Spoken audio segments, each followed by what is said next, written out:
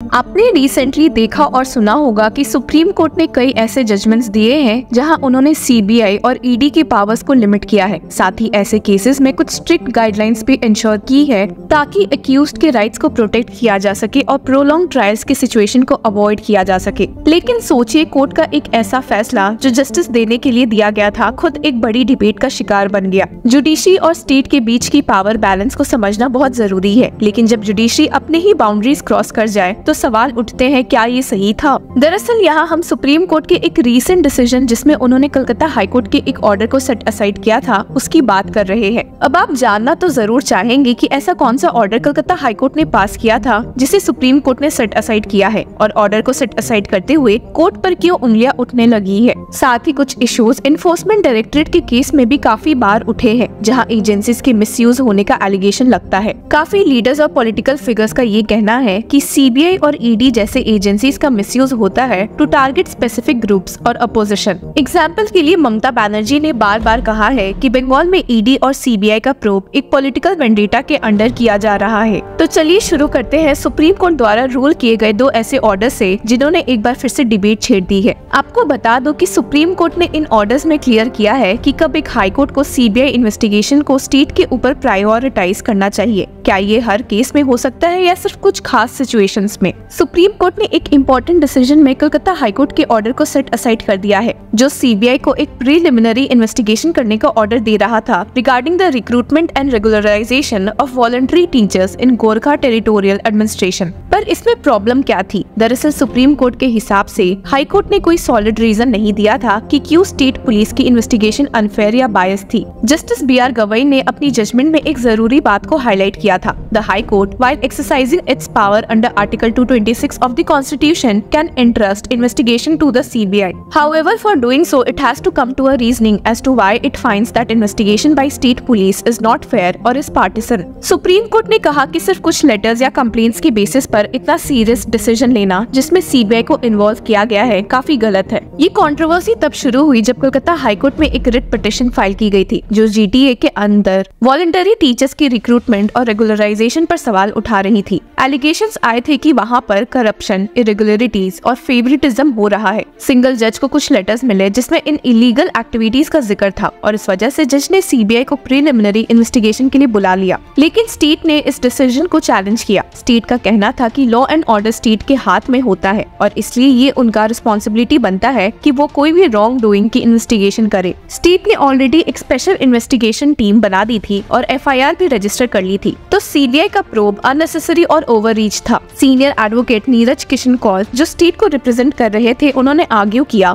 Law and order is a state subject. Directions for a CBI probe should be a last resort, exercised only in exceptional cases. Supreme Court ने उनके साथ agree किया और कहा कि CBI probe का order तभी दिया जा सकता है जब कोई क्लियर जस्टिफिकेशन हो। आपको बता दो कि इस केस का असली मुद्दा ये था कि हाई कोर्ट अपनी पावर्स का गलत इस्तेमाल कर रही थी। सुप्रीम कोर्ट ने दोबारा से ये रीइंफोर्स किया कि हाई कोर्ट के पास आर्टिकल 226 के अंडर पावर होती है सीबीआई को इन्वेस्टिगेशन के लिए डायरेक्ट करने की, लेकिन ये काफी सोच समझ के करना चाहिए और सिर्फ कुछ एक्सेप्शनल केसेस में ही। बेंच ने ऑब्जर्व किया कि it has to be done in very rare cases. A perusal of that order passed by the learned single judge would reveal that there is not even a whisper as to why it finds the investigation by the state to be unfair or impartial. अब सवाल ये उठता है कि unfair या बायस state investigation को कैसे define किया जाए। सुप्रीम कोर्ट ने पहले भी क्लैरिफाई किया था कि हाई कोर्ट्स को सीबीआई इन्वेस्टिगेशन का ऑर्डर देने में कॉशियस रहना चाहिए और बिना कोई स्ट्रॉन्ग जस्टिफिकेशन के ये नहीं करना चाहिए। सिर्फ कुछ लेटर्स या कंप्लेंट्स को बेस बनाकर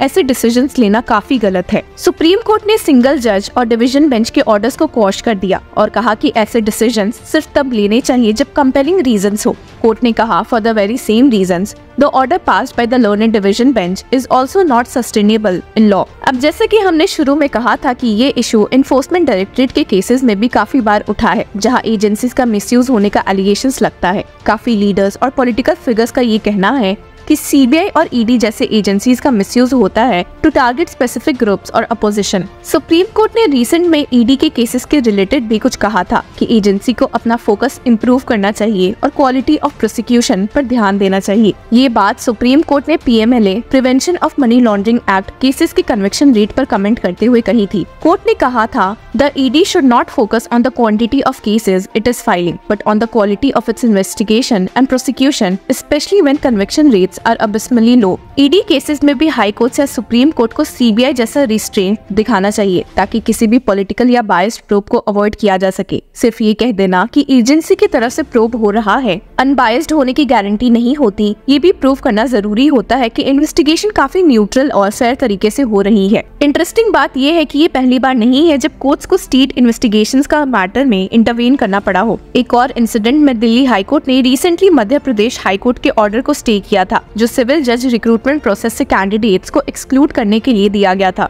क्योंकि उन्होंने एलिजिबिलिटी क्राइटेरिया फुलफिल नहीं की थी। इसी तरह सुप्रीम कोर्ट ने भी केरला हाई कोर्ट के जजमेंट में इंटरफेयर करने से मना कर दिया था, जो कांग्रेस वर्कर शोएब के मर्डर केस में सीबीआई इन्वेस्टिगेशन को रिजेक्ट कर रही थी। एक और नोटेबल केस में सुप्रीम कोर्ट ने कलकत्ता हाई कोर्ट के ऑर्डर को क्वॉश किया था, जो एक लोकल पॉलिटिकल लीडर के अगेंस्ट एलिगेशंस के लिए सीबीआई इन्वेस्टिगेशन का डायरेक्शन दे रही थी और दोबारा ये कहा कि कोर्ट्स को रिस्ट्रेंट दिखाना चाहिए। सीनियर एडवोकेट विकास रंजन भट्टाचार्य, जो रिट पिटिशनर को रिप्रेजेंट कर रहे थे, उन्होंने आर्ग्यू किया था कि हाई रैंकिंग ऑफिशियल्स के इन्वॉल्वमेंट को देखते हुए एक इंडिपेंडेंट प्रोब जरूरी है, लेकिन सुप्रीम कोर्ट ने ये रीजन एक्सेप्ट नहीं किया और कहा कि पॉलिटिकल कनेक्शन जरूर चीजों को कॉम्प्लिकेट करती है, लेकिन ये सफिशिएंट ग्राउंड नहीं है स्टेट अथॉरिटीज को बाईपास करने के लिए। तो आपने देखा कि कैसे सुप्रीम कोर्ट की ये रूलिंग्स एक रिमाइंडर है कि जुडिशरी को अपनी कॉन्स्टिट्यूशनल बाउंड्रीज के अंदर ऑपरेट करना चाहिए। कोर्ट्स का काम है इंश्योर करना कि इन्वेस्टिगेशंस फेयर तरीके से हो, लेकिन उन्हें स्टेट की पावर्स को बिना वजह चैलेंज नहीं करना चाहिए। स्टेट और जुडिशरी के बीच का बैलेंस डेलिकेट है और दोनों को एक दूसरे की अथॉरिटी का रिस्पेक्ट करना चाहिए। अंत में